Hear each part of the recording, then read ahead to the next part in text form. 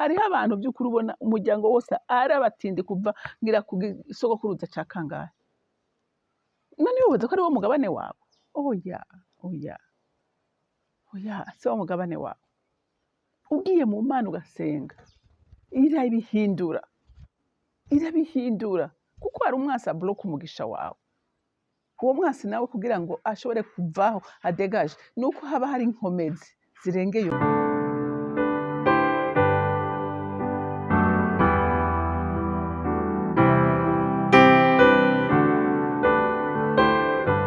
Bakunzi bahora CANAAN TV, ndanezerewe kandi gusubira guhura namwe ngo tuganire ijambo ry'Imana. Ariko imbere yuko dutangura kuganira, reka tubanze dusenge. Mana Data rugira byose uri mu ijuru, se umwami wacu Yesu Kristo, uw'imiryango yose yo mu isi yitirirwa n'indimi zose, ngiye bugufi imbere yawe mwami Imana ngushima. Nje ngushimira mwami ukuntu dukunda kandi ukuntu twitwararika, ukuntu ari wewe uduhindura, ukaduhindurira amateka, ukaduhindurira amazina, kandi mwami Imana wewe ukujije arakura, umwami Imana udugije araduga, uwuhezagiye arahezagirwa, uwutabaye aratabagwa. None ndagushimiye mukunzi mwiza ko dufise Imana idukunda kandi twese twitwararika, kandi nkagushimira ko n'integuro yawe ata kintu na kimwe gishobora kuyiburizamo.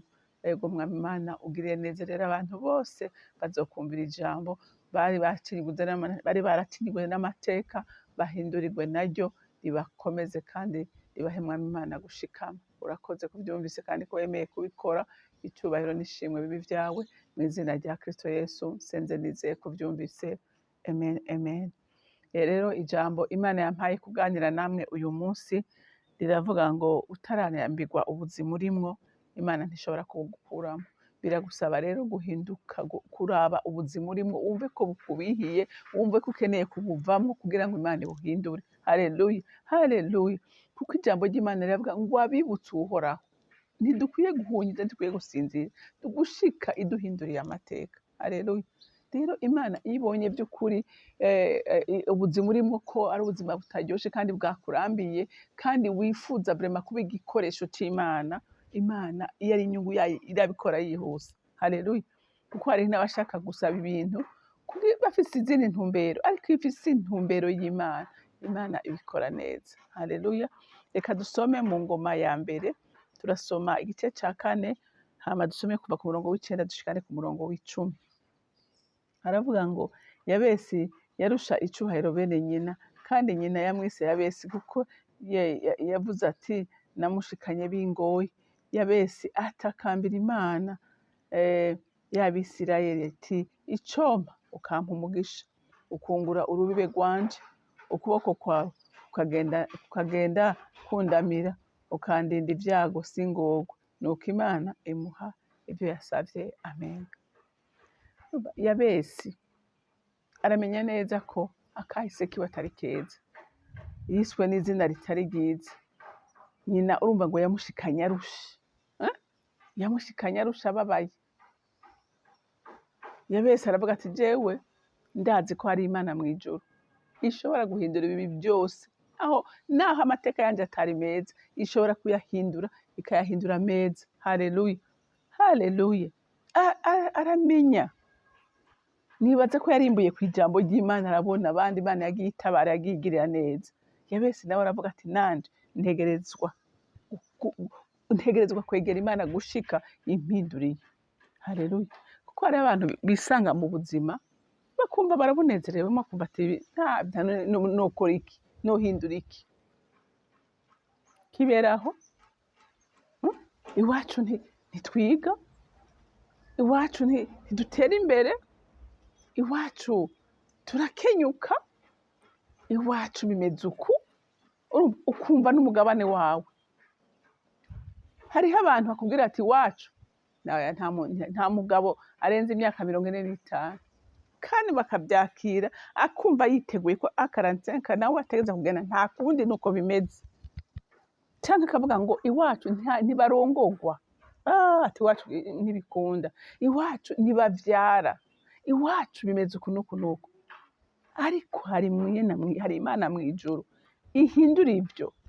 Rega uyo si umugambi w'Imana, uyo si umugambi w'Imana. Hari ibintu bikorwa mu miryango Haraba ibintu bikorwa byakozwe twe tutanazi bigenda bikurikirana abantu. Ariko igihe wewe wamaze kwimika Imana mu bugingo bwawe, Kristo ukamwika mu bugingo bwawe, ugira ihishurwa no kumenya ukamenya autorite, ukamenya amadroit yawe. Haleluya, mu bwami. Ukamenya kurekeramo ibyawe. Haleluya. Ntiwemeranye na Satani, ntiwemeranye n'ikahise k'iwanyu ngo wumve ngo iwacu nuko nyene. Mutiza guhagarara ugasambura ibyo bicaniro byacaniwe, ibyo bimaze byatanzwe ukabiburizamwo. Haleluya. Yabesi rero aramenya ati no, jewe sinkwiye kubuyu. Ngo aragenda aravuga ngo werusha icubahiro bene nyina, ko iki yakibarusha kubera yitahuye. Ukabona abantu ni mboregwa, aranagwara n'ingwara zikomeye bikamunanira kuziheba. Ukibaza ati none ubu ntibibari bigaragara. None wowe udakunze ubuzima bwawe ninde wundi yobukunda? Hariho iri force iri hejuru yawe ituma udakunda ubuzima bwawe. Haleluya. Abandi ugasanga urumogi rwarabamaze. Mwibaza ko ibyo byapfuye kuza gutyo? Hariho umuzi. Kandi iyo uhagurutse umuzi uraranduka. Ariko biragusaba ko wowe ubwawe uhaguruka. Yego isengesho ry'ubundi ntiryo gutabara, ryo kurinda yego, mugabo ntiryo gukura kwica gushika wewe witandukanije. Kuko intambara igaba ari yawe. Intambara si uri kwara gusengera. Intambara ni yawe, ni utiza kumenya ngo ubu buzima ndimo ndabwanse, ndagomba kubuvamo, ndagomba kubusohokamwo. Haleluya. Yabese aravuga ati jewe sinkeneye guhindurirwa amateka. Haleluya. Urumva ngaha aye ku murongo w'10 ngo yabese atakambira Imana y'Abisirayeli ati ico ukampa umugisha. Haleluya. Isabira umugisha, isabira kutaba umutindi. Haleluya. Ngo ico mukampa umugisha. Arafukama asaba Imana umugisha. Haleluya. Ungukungura urubibe rwanje, no kuvuga ikamuha itongo ryagutse, ibyo akora bikaguka. Haleluya. Akabisengera. Hariho abantu by'ukuri ubona umuryango wose arabatindi kuva ngira ku sogokuruza ca kangahe. None wibaza ko ari wo mugabane wawe? Oya. Si wo mugabane wawe. Ugiye mu Mana ugasenga, irabihindura. Kuko hari umwasi abloka umugisha wawe. Uwo mwasi nawe kugira ngo ashobore kuvaho adegaje, nuko haba hari inkomezi zirengeye uwo mwasi ateze umugisha wawe. Haleluya. Ngo gukugura ube gwanje, ukuboko kwawe kukagenda kundamira. Urumva? Aravuga ati Imana tukagendana aho nca hose, nkaba ndi kumwe nawe Mana, nyereye ukambyura. Urumva? Abasi bacuza imigambi imwe ukandamira ukankura mu maboko yabo. Urumva? Avuga ikibanza gikomeye Imana mu buzima bwiwe no mu vyiwe. Haleluya. Ukuboko kwawe kugenda kundamira. Ntikwigere kwemera na rimwe ko hari umwansi ansikamira ngo anyage ibyanje nkure mu mugabane wanje. Haleluya. Urumva? Kugenda kundamira ukandinda ibyago. Haleluya. Imana iyo yishize imbere ukemera kurongorwa nayo, igenda ikurinda, ntiyemera kugwa mu cobo kandi iri imbere yawe. Ntiyo gucisha mu nzira mbi. Muga igihe yishize inyuma ukagendera imbere uragwa mu cobo kuko ntuzi inzira ucamwo. Haleluya. Ibyo uri kurakora ntuzi ko ari umugambi wayo. Mugabo Imana nje imbere undongore mu byo nkora, mu byo mvuga, intambuko zanje wari uzirongora uko bukeye nuko bwiza. Imana irazirongora. Reka niba umugambi w'Imana uko twese tugubwa neza. Haleluya. Ngo singogwe. Urumva? Aravuga ati undindu nukuri bujya kugogwa ntibiryoshe. Je nkorarabwira abantu ubukene burabisha. Ubukene butuma utanezerwa.